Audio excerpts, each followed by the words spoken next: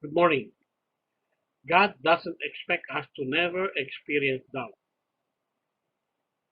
God is not intimidated by bad news of our fears, and He is not offended by our honest prayers. When we talk about faith and doubt, we often get this idea that God rewards those who believe without ever having a wavering feeling. We think that we must trust and not allow a single thought of doubt into our minds. Because if God ever knew that deep inside of us there was a gnawing and echoing question. But what if God doesn't come though?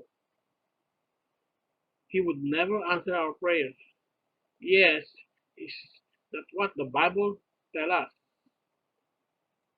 In Genesis 17, God appeared to Abraham for the third time in 24 years to tell him that he would be the father of many nations. However, he had only one child, and that was not to his wife Sarah. For 24 years he believed God, yet nothing had materialized. As God spoke the promise again, Abraham fell on his face and laughed and said to himself, "Shall a child be born to a man who is 100 years old? Shall Sarah, who is 90 years old, bear a child?" God heard his doubt, but didn't change anything. Rather, Abraham was told as a sign of the covenant, he would have to circumcise his whole household. That would not be an easy thing to do. We are talking stone knives, no anesthesia, and no antiseptic.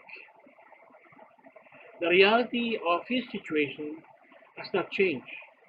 The promise of God was still impossible. Despite his incredulity, Abraham did something that would forever change history. He acted on faith rather than doubt. The Bible tells us that when God has finished speaking on that very same day, Abraham, just as God has told him, Genesis 17:22 to 23. Faith is moving forward in spite of our doubt.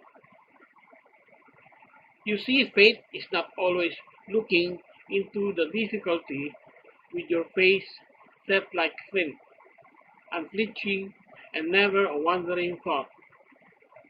Faith is taking God at His word, even when you don't understand or cannot see how He will do it. For Abraham, his actions motivated by his faith prove him righteous. James 2:23. Doubt may have entered his mind, but he never let it get into his heart. Rather, he believed in God, who gives life to the dead and calls into existence the things that do not exist. Romans 4:17.